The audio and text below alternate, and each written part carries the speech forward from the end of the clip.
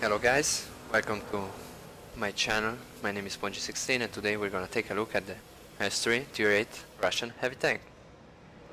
This tank is quite nice. It's got 1500 hit points, which is average for its tier. If we compare it, yeah, the Super Pershing is a medium tank. It has the same hit points, but the Super Pershing it's not really a medium tank. It's like it's called medium tank, but it has heavy tank rolls. So IS-3 1500 hit points. If we compare it to the other tier 8 heavies, we have the one with the most health, which is the Tiger 2. I don't have a Tiger 2 yet. I don't have a lot of tanks yet, you can see it by my garage, but I'll review the one I have and I will hopefully have in the future. So 1600 hit points, the Tiger 2, the MX 15100 has 1400 hit points, and the British has 1600 I think, or 1550, I don't know how much. The T-32 has 1450, and the other Russian has 1600 as well. So it's heavier, it's most heavily, it's more heavily armored, but then so you expect to have more health. So, but it's good enough. It can take a couple of hits at tier 8 especially. It gets 2 hit by an ISU, but that's not the point of this tank. 49.5 tons, not fully equipped, with a 53.9 weight limit. It's not really heavy tank, so you can do something with it. You can ram, especially with the 38 speed limit. You going downhill, you go 45 kilometers an hour. You pack a punch, ramming someone. So that's nice too. 49 tons combined with a 700 horsepower engine gives it the 38 speed limit, 38 kilometers an hour speed limit, which it will reach easily even in a straight line, and it will exceed that speed limit really easily going even a shallow incline or a shallow hill. So it's really good. It's not bad. It's really mobile. It's really fast. It's not really a sluggish tank. So there's that. 30 degrees traverse speed, which is nice too. It's not really the best traverse speed, but if we compare with like something German or something like that, it's better. Really better. You have 26 degrees for the Tiger 2, which is not really good at all, but you'd expect not really good mobility with a heavy tank, so there's that as well.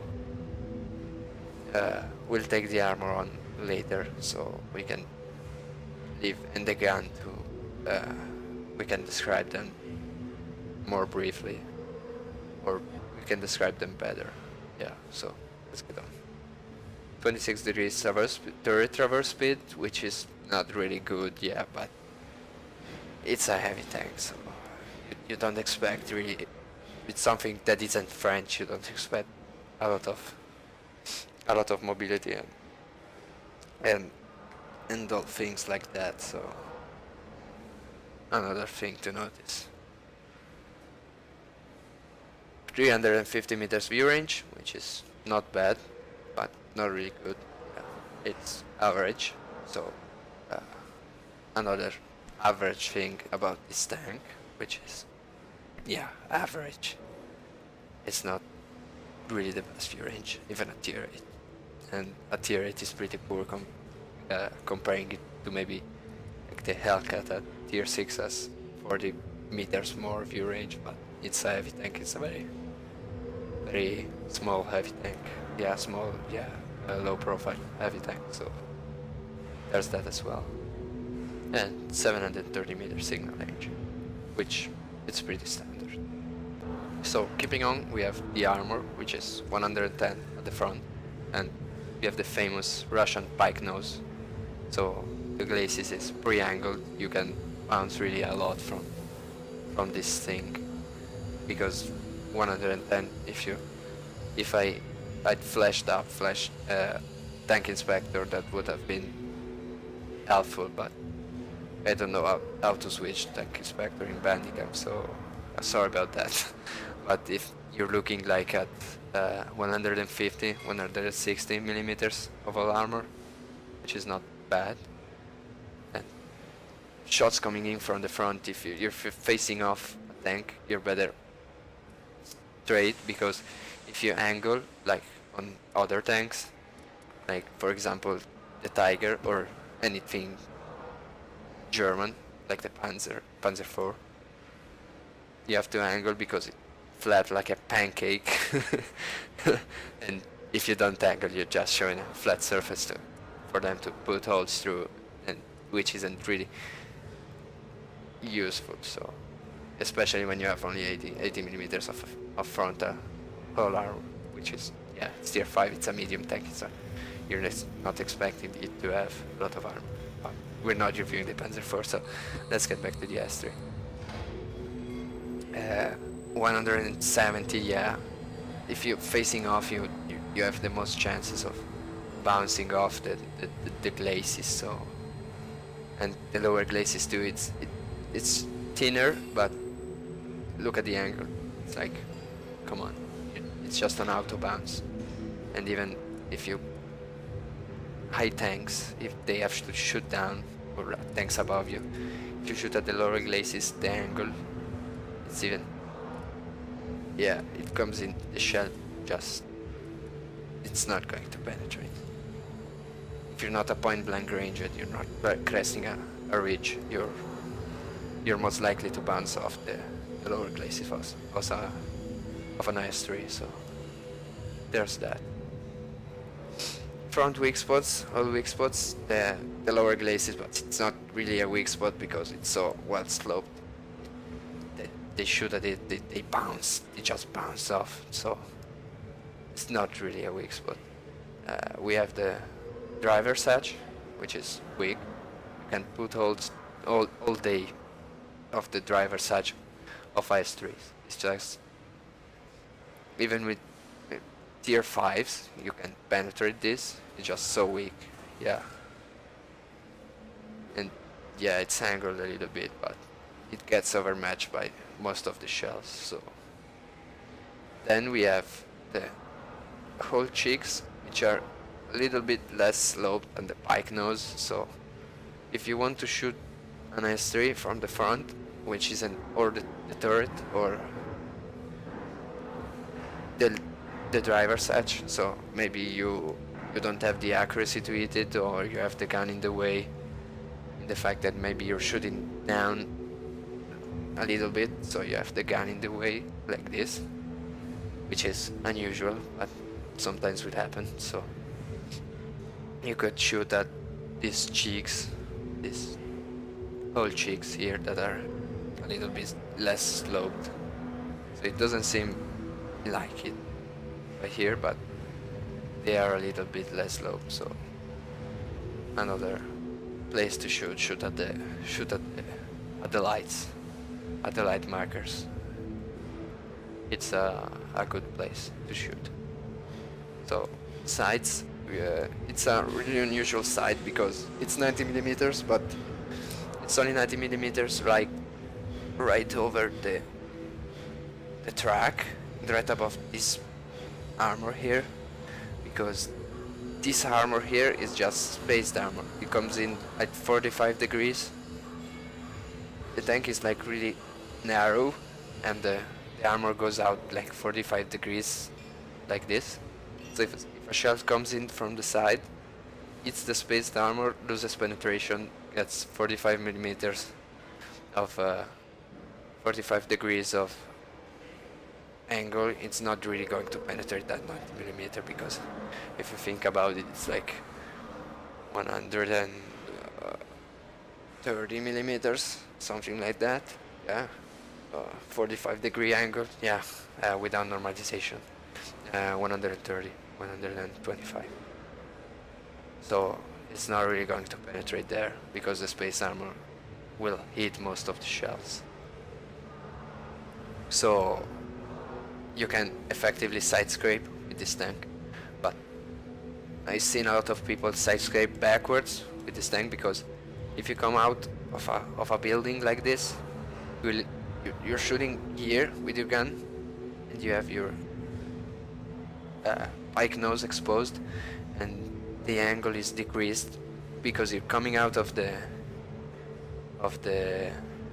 building and you have decreased a lot this angle because the angle is only from the front and not really from the side, so they can put holes through your upper glacis if you side scrape from the front. So I've seen a lot of people side scrape right like here this because this part of the vehicle is behind the building, this part here, and you're only showing your side and the front of your turret. The turret is turned this way and the gun is pointing this way, so you have a very sturdy turret and the side that hits a lot of shots. So if they can't put a shot into here, it's like an automatic bounce most of the time, or they just knock your track off, so that's nice too. Rear armor 60 millimeters, which is, yeah, it's rear armor, but it's slow, so you can bounce off that even. You can bounce maybe some tier 6s of that rear armor. Turret armor is interesting because it's 249 millimeters of armor on the front and it's really well sloped and rounded. The gun mantle is like 180 millimeters of spaced armor with a tiny little armor gap behind it. So it's like you have all the turret here and you have like a hole behind the gun, but it's like a tiny hole. It's like a small hole. So if your shots come, if you get shot on the turret, the shots even in the cheeks, your shots is likely to bounce off because of the angle and the sloping. Just so bouncy our turret. And other weak spots from the front, the turret ring, but it's just so small. If you can shoot at the turret ring, shoot at the driver's hatch, or shoot at this here. This is a weak spot. The plate above the gun, they used to demount the gun and pull it out, so this is really thin. You can put holes through all day in this plate. Side turret armor 172. Even the side, it's so well armored and so well sloped that if you're shooting an IS-3 from the side, your best luck is to just shoot it here at the hull, because if you shoot at the turret, if you don't hit the commander's hatch, it's just going to bounce off because it's just so well sloped. It's like 100, it's like 210, 220 millimeters, so shots will bounce right off. And even the rear, it's 100 millimeters thick and it's really sloped, so if you're shooting at the rear of an IS-3, just shoot at the rear hull, because you're probably going to bounce even on the turret of the IS-3. So there's the armor. Another interesting feature about this tank is the gun, because it's the typical Russian 122mm gun, but it's not what you're used to in the KV-1S and the IS, because this is the BL9. It's not the 175mm of penetration and 390 alpha damage that you get on all the Russian heavies from tier 6 to tier 9, I think, tier 8. You get, oh, these are the Germans. You get, on the IS-8 you get the D25T, yeah, that has still 175mm of penetration. But you would be fine in the IS-8 because you would have unlocked the BL9 if you are intelligent enough to unlock it on the IS-3. So That's nice. Even at tier 9 you have the 175 shit penetration of the Russian guns, which is fine at tier 6, at tier 7, but not at tier 8 and 9, because 175 millimeters of penetration is just bad. It's not really good. So this gun has, let's pull up the stats. Yeah, it's a 122 millimeter gun. Yeah, it fires 4.51 rounds a minute, which you can enhance with a gun rammer. My tank has like 11 seconds reload, so that's 4.7, 4.75, yeah, 4.75 rounds a minute, yeah, something like that. 4.9 rounds a minute.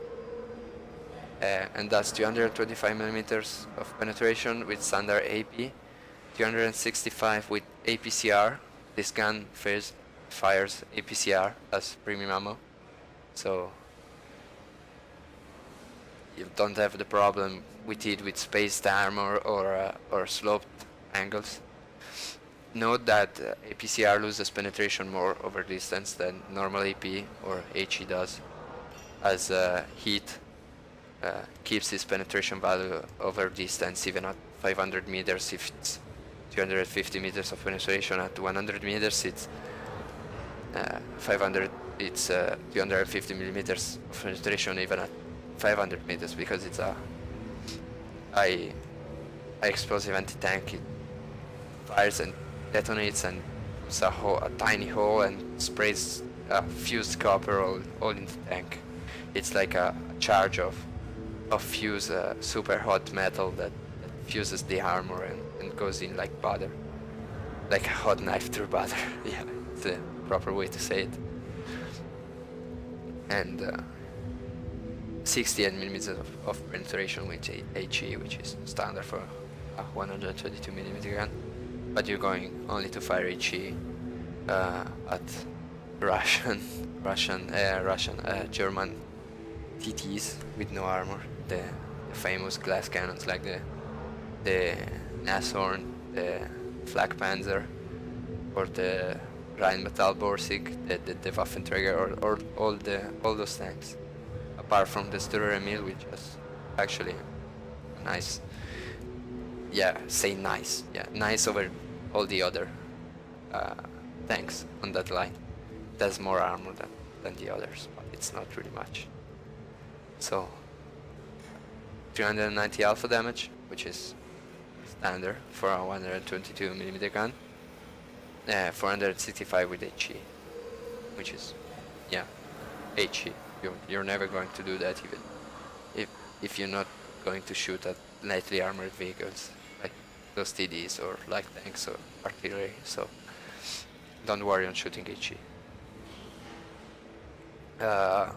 Accuracy, it's 0.4. It's not really good, but note that this is Russian accuracy, so I fired like 3 shots on the move last game and they all hit the target. The target was like 300 meters away, so it's a Russian accuracy. It's 0.4. It's not really good for sniping, but if you fire, you're going to hit the target, because this gun is so balanced.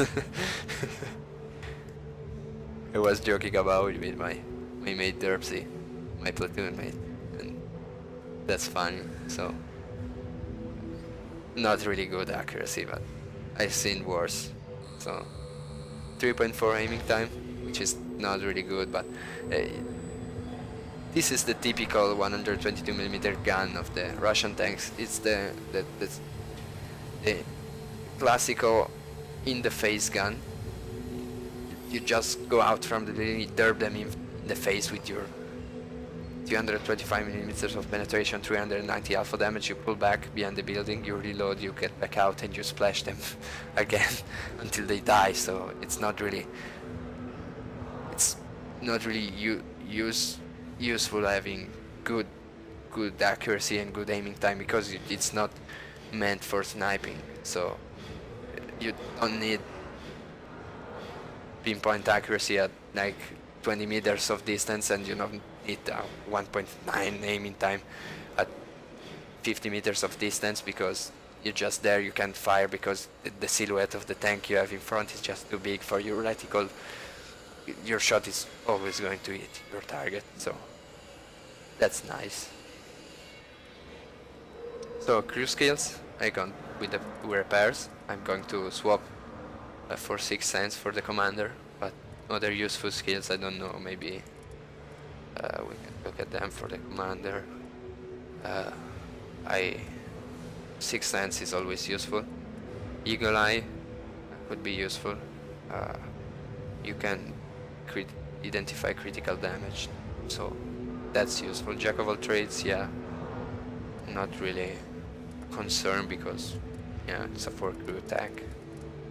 Not really that matters that much. That is a 4 crew tank, but Jack of all trades, yeah, could be an option. So situational awareness, not really much because he has a 350 view range, so yeah, it could help, but you're not a scout, so yeah, unless you don't have anything else to put on your radio operator, go with situational awareness. But yeah, there aren't really good skills and perks for radio operators. So for the gunner, I went with repairs, yeah, because yeah, repairs acts all the way to 100%. It's a skill, it's not a perk, so you can use it from 0% to 100% and then swap it for whatever perk you want. So that's nice too. Designated target, oh no, it's not really useful on the gunner. Yeah, it could be useful. Probably it's more useful in artillery, because yeah, when you're in artillery, just targets disappear just right when you're going to take your shot, so that could be useful in artillery, but not in an IS-3, because it's not meant for sniping, and you're probably going to spot your targets for yourself at low distances, so not really good.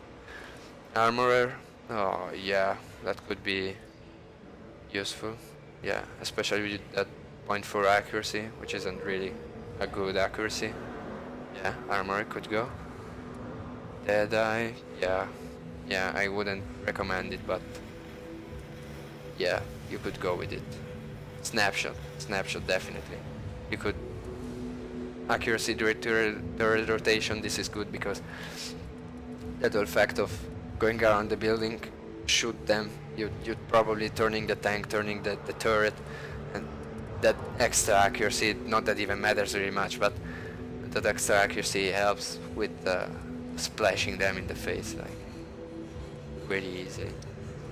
Driver skills, I gone same with repairs, because repairs is the standard for heavy tanks, yeah, and it's really good because you have only one repair kit, so if you have a track blown off, it's useful to have repair, so you can put it back up really quickly. Control the impact? No, not really much. It's not really much a ramming tank, so not really useful. Off-road driving, yeah, could go with all tanks. Off-road driving, it's a good idea. Smooth ride, improved accuracy when firing on the move, yeah, not really useful because you are just so accurate firing on the move, yeah, and you just RNG is just so good with this tank, so smooth ride, yeah, not that really matters. Smooth ride, yeah, so you could go, man. I wouldn't take it. So preventative maintenance, yeah, not that it has a lot of engine fires, so not really a good perk. Yeah, clutch braking, yeah, useful. Yeah, my second or third skill it will go clutch braking, so yeah, I would put it definitely on my driver because it helps with the rotation speed of the tank, and you can be outmaneuvered as easily as in other tanks, so that's nice. Loader skills, yeah, loader skills are really interesting because you need safe stowage. Yeah, safe stowage is really useful in this tank because the ammo rack is so weak that every shot that goes in and hits your ammo rack, it's going to knock it out, and just isn't. It is too weak to not take safe stowage. And also afterwards in the equipment we'll talk about the equipment. The safe stowage and wet ammo rack are the two must for this tank, because ammo rack damage is always a bad idea, a bad thing to have on on a battle, because if your ammo rack is damaged, you have suddenly a 22-second reload, and it's not really a good thing. So safe stowage definitely. When when my loader reaches 100%, I'm going to swap it for safe stowage. So there's that. Equipment fitted. Yeah, I fitted. I don't have a lot of money right now, so I mounted a gun rammer. I suggest to mount a gun rammer. It's good. Then you could go with improved ventilation and wet ammo rack. Yeah, you definitely want wet ammo rack, because wet ammo rack helps with that thing that the ammo rack is so weak. So 50% more ammo rack durability is like a good thing to have in this tank, because you get ammo racked a lot in this tank, and it's really frustrating then to wait 22 seconds to reload the gun, because they hit your ammo rack, you repaired it because you spent your repair kit to repair the ammo rack, then they hit you again and they damage again your ammo rack, and that's really frustrating. So a good thing to have is wet ammo rack, so really good thing. So finished off with the garage review. Next we're gonna take a look at some game replays. So for the first replay we have a Malinovka replay. We are top tier, which is nice. Half of the teams are, as we can see, tier 6 and 7s, and the others are tier 8, so only 7 tier 8s on each, only 6 tier 8s on each side, so that's good news. Especially the IS-3 with its armor. If you're going against lower tier enemies, it's really a good machine, so we can do well in this one. Just looking around, looking at how the teams are scattered around it, and looking at the teams and thinking where we can go, make the most of our gun and our tank. I was heading for the hill, but I realized that most of the time in this map the tanks get spotted going up the hill on the other side, so I take a sniping position, not really a sniping position. Here on the open field, it's not really a good position, but we can see early spots going on. The VK 3002M, we get a good shot on him, just below average damage, but nice too. Shooting at the ARL 44. Shot gets goes unfortunately a little bit high, so we miss him. Trying to shoot at the Tiger 1, we see I'm just aiming at the wrong spot. We hit the rack of the ARL 44, just downed that shot a little bit, but we can see that the Carnarvon is now moving up, but it's out of the way, so trying to take a shot at the Tiger 2, it's not really going to penetrate this angle, so shot anyway, but not really going to penetrate. It was a little bit a wasted shot.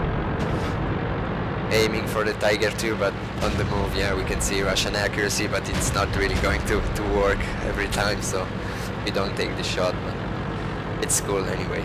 So we see that the enemies are pushing over the hill, so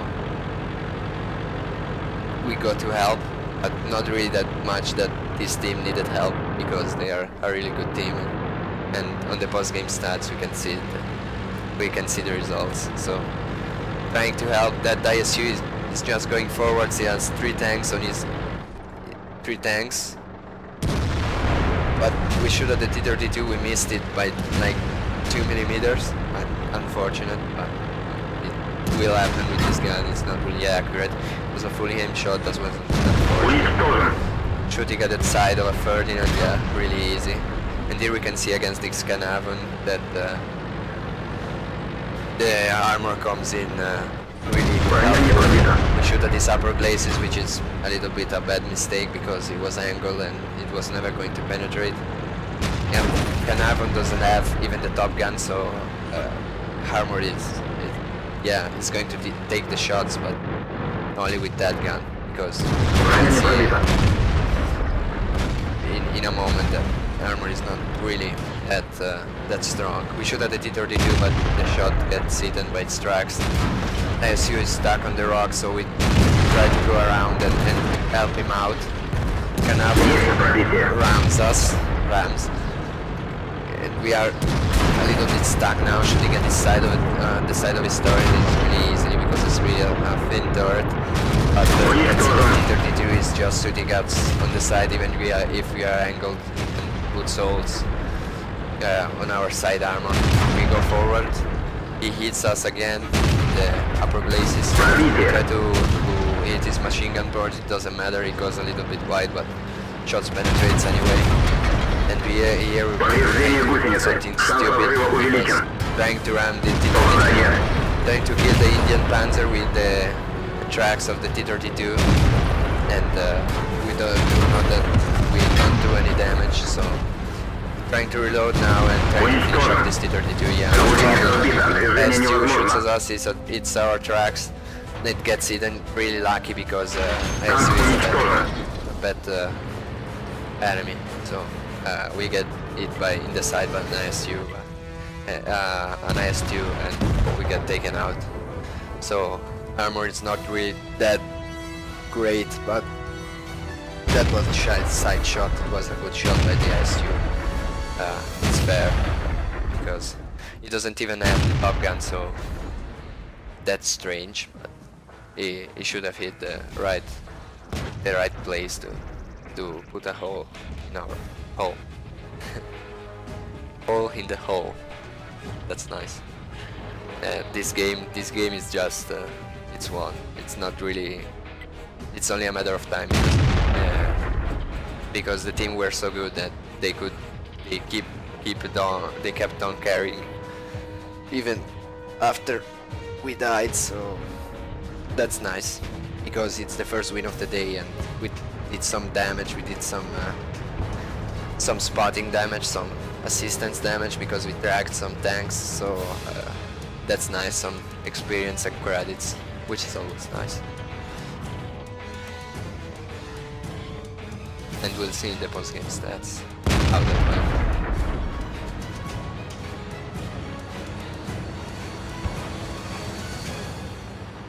Yeah, it's over.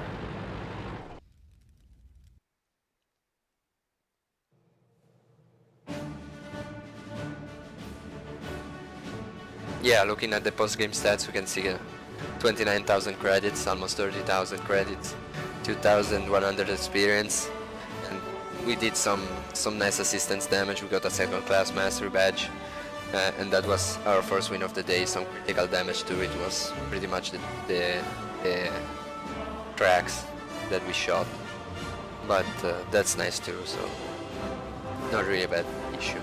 We got first on experience and we got third on damage, from not for really far from the first, so 1000 experience just because we did like more than 1000 assistance damage, so that's nice. As we can see, our team was better than the other team because most of our team did more than 1000 damage, so that's nice. We got only 4000 credits of profits, but not really a bad issue because it's not really a profitable tank, but that's why we have premium tanks, so not bad at all.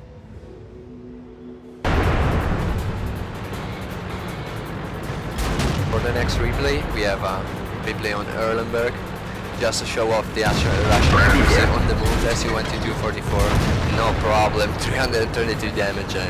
Going at 40 kilometers an hour and 300 meters away. It's not a problem from the Russian 122 millimeters. And I was joking with Derbsy in the voice chat right now, and this is best accuracy in the world. Yes, it's Russian accuracy, best accuracy in the world. It's really, really good. So, and next off we get a moment, another comedy moment from the Russian accuracy. We on the dry metal borsig on the left, so that's nice too. And we were talking about the KV2 and this accuracy, that if you shoot on the move you're more accurate than when you shoot fully aimed, so that's nice too. And if you see only, yeah, Dersey was talking to me, he was speaking to me with the game chat, and he was typing to me, and I was speaking to him, so the messages, he writes the messages, and I was answering him, talking, so if you see only his messages, that's why he was talking about that. Yeah, Rheinmetall Borsig on the move, yeah, not really even showing a lot of his tank, no problem, we just hit him for like 400 damage, which was nice, so we destroy him, but we get destroyed by the other Rheinmetall Borsig, so. But this replay was just to show off the Russian accuracy. So, hope you guys enjoyed the video. Don't forget to like and subscribe, and we'll hopefully see in another video, another review, tank review. I'm going to review all the tanks on this garage.